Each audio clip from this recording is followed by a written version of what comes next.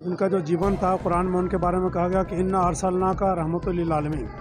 Profit Mohammad सल्लम जो है उनको पूरी दुनिया के लिए अल्लाह ताला ने रहमत बना करके भेजा था, मतलब काइंड हार्टेड मर्सी बना करके भेजा था। सिर्फ मुसलमानों के लिए नहीं, पूरे वर्ल्ड के लिए, पूरे यूनिवर्स के लिए कि आपकी जीवनी पूरी इंसानियत की थी। सब इंसान को जो है आपस में मिलजुल करके रहना चाहिए, इनकी जीवनी पढ़ना चाहिए कि किस तरीके से जो है ना इन्होंने अपने बड़े बड़े दुश्मनों को भी कैसा माफ़ किया। किसी को सुधारने की भावना पैदा नहीं होती है, क्षमा करने की भावना नहीं पैदा होती है, उसके बदले बदला की भावना होती है। तो ये भावनाएं अगर हम अपने मेंटल, हम अगर कह सकते हैं कि सोशल, ये कह सकते हैं, या साइकोलॉजिकल अगर हमारा बिहेवियर चेंज हो जाए तो इससे बहुत ज़्यादा देश में चेंजेस आएगा। कि एकेडमिक इंस्टीट्यूशन हो, चाहे फाइनेंशियल इंस्टीट्यूशन हो, चाहे डिफेंस का मैदान हो, चाहे पॉलिटिक्स का मैदान हो, जहाँ कहीं भी आप देखेंगे तो इस वक्त पूरे वर्ल्ड में, सिर्फ इंडिया ही नहीं, एक कैरेक्टर डिग्रेडेशन हो रहा है, मोरल डिग्रेडेशन हो रहा है, बिहेवियर डिग्रेडेशन हो रहा है। जितना पहले आदमी के अंदर घुल मिल लगाओ इंसानियत थी, आज नहीं है। कोई भी किसी को भी किसी भी नाम पर में मार दे रहा है, हिंदू के नाम पर, मुस्लिम के नाम पर, क्रिश्चियन के नाम पर, कभी जातियों के नाम पर।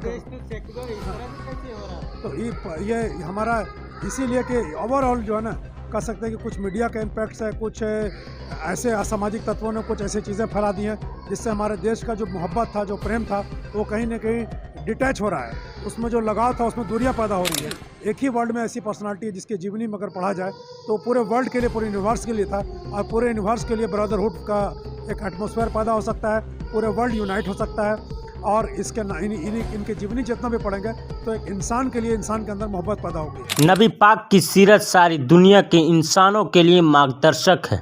इस्लाम की दावत के लिए हमको नबी पाक की सीरत के हालात का अध्ययन करना ज़रूरी है। जब मीनारा वेलफेयर ट्रस्ट के द्वारा सीरतुन नबी पर कार्यक्रम आयोजित किया गया, बिस्मिल्लाह मैरिज हॉल में सीरतुन नबी पर लोगों को बताया गया, जिसमें सैकड़ों की संख्या में लोग उपस्थित हुए। खुदा पाक ने नबी पाक की सीरत को इंसानों के मार्गदर्शन के लिए एक नमूना करार दिया है। नबी पाक ने अपनी हयात में ही अपने अच्छे और सच्चे तैयार की, जिसके हर फर्द ने अपने आका का हर पैगाम पूरी दुनिया में फैलाया। उनका जीवन न केवल मुसलमानों के लिए था बल्कि पूरी इंसानियत के लिए एक प्रेरणा का स्रोत था। यही वजह है कि इससे भरपूर मोहब्बत करते हैं। इस्लाम की दावत के लिए हमको नबी पाक की सीरत का हालात का अध्ययन करना ज़रूरी है। उन्होंने घर वालों और अपनी महफिलों में सीरत पाक और सहाबा कराम के हालात पढ़ने और सुनाने की सलाह दिया, ताकि नई पीढ़ी को भी जानकारी हो सके, जिसमें विरोधियों के प्रति एक उनका दयालु रवैया था। अमीर गरीब, काले गोरे के बच्चे का कोई फ़र्क ना करना, सच बोलना, वादा पूरा करना और गरीबों की मदद करना। युद्ध की स्थिति में भी शांति और न्याय बनाए रखने का प्रयास पैगंबर मोहम्मद का जीवन का एक ऐसा प्रकाश स्तंभ है जो हमें हमेशा ईमानदारी, दया और न्याय के रास्ते पर चलने के लिए प्रेरित करता रहेगा। उनका संदेश सिर्फ एक धर्म तक सीमित नहीं बल्कि पूरी मानवता के लिए एक आदर्श है। उनकी शिक्षाएं में इंसानियत सबसे ऊपर थी। उन्होंने गरीबों, कमज़ोरों और अनाथों की मदद करने पर जोर दिया था। उन्होंने कहा था कि तुम में से बेहतर वो इंसान है जो लोगों के लिए बेहतर हो। पैगंबर मोहम्मद का जन्म मक्का के कुरैश कबीले में हुआ था। कम उम्र में ही माता पिता को खोने के बाद उनका पालन पोषण उनके चचा अबू तालिब ने किया। बचपन से ही उनकी ईमानदारी और सच्चाई के किस्से आम थे। लोग उन्हें अल अमीन भी कहकर पुकारते थे, जिसका अर्थ है विश्वसनीय।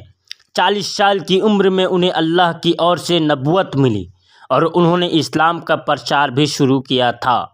शुरुआत में उन्हें और उनके अनुयायियों को भी भारी विरोध का सामना करना पड़ा था, लेकिन उन्होंने कभी सब्र और ईमानदारी का दामन नहीं छोड़ा था। मक्का से मदीना हिजरत करने के बाद उन्होंने वहां एक ऐसे समाज की नींव रखी जो समानता, न्याय और भाईचारे पर आधारित था। सर, आज के प्रोग्राम को लेकर क्या कुछ कहेंगे? कितने लोग भीड़ में उपस्थिति हुई? ये प्रोग्राम प्रॉफिट मोहम्मद सल्लल्लाहु अलैहि वसल्लम की जीवनी के ऊपर रखा गया था। उनके बारे में, उनका जो जीवन था कुरान में उनके बारे में कहा गया कि इन्ना अरसलना का रहमतुल लिल आलमीन। प्रॉफिट मोहम्मद सल्लम जो है उनको पूरी दुनिया के लिए अल्लाह ताला ने रहमत बना करके भेजा था, मतलब काइंड हार्टेड मर्सी बना करके भेजा था। सिर्फ मुसलमानों के लिए नहीं, पूरे वर्ल्ड के लिए, पूरे यूनिवर्स के लिए। तो वो उनका लाइफ, उनका कैरेक्टर, उनकी जीवनी अगर हम पढ़ेंगे, अभी आप देखेंगे कि एकेडमिक इंस्टीट्यूशन हो, चाहे फाइनेंशियल इंस्टीट्यूशन हो, चाहे डिफेंस का मैदान हो, चाहे पॉलिटिक्स का मैदान हो, जहाँ कहीं भी आप देखेंगे तो इस वक्त पूरे वर्ल्ड में, सिर्फ इंडिया ही नहीं, एक कैरेक्टर डिग्रेडेशन हो रहा है, मोरल डिग्रेडेशन हो रहा है, बिहेवियर डिग्रेडेशन हो रहा है। जितना पहले आदमी के अंदर घुल मिल लगाव इंसानियत थी, आज नहीं है। कोई भी किसी को भी किसी भी नाम पर में मार दे रहा है, हिंदू के नाम पर, मुस्लिम के नाम पर, क्रिश्चियन के नाम पर, कभी जातियों के नाम पर। देश तो सेक्युलर इस तरह से कैसे हो रहा है? तो ये हमारा इसीलिए कि ओवरऑल जो है ना, कह सकते हैं कि कुछ मीडिया का इम्पैक्ट्स है, कुछ ऐसे असामाजिक तत्वों ने कुछ ऐसी चीज़ें फैला दी हैं जिससे हमारे देश का जो मोहब्बत था, जो प्रेम था, वो कहीं ना कहीं डिटैच हो रहा है। उसमें जो लगाव था, उसमें दूरियां पैदा हो रही हैं।